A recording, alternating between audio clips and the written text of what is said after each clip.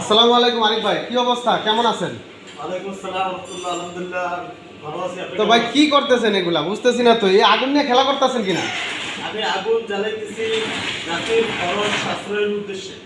জাতির খরচ সাশ্রয় করবেন, হ্যাঁ, সেটা কিভাবে সম্ভব? অল্প লাকড়িতে আপনি রান্না হয়ে যাবে।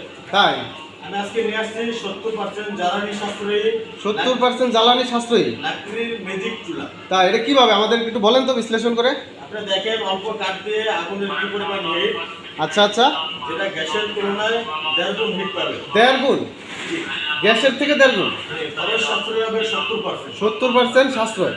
হোটেল, মাদ্রাসা, রেস্টুরেন্টের জন্য আমার এই আচ্ছা। চুলাটা, যার 7-8 কেজি রান্নার প্রয়োজন, তার জন্য আমার এই 12 ইঞ্চি চুলা।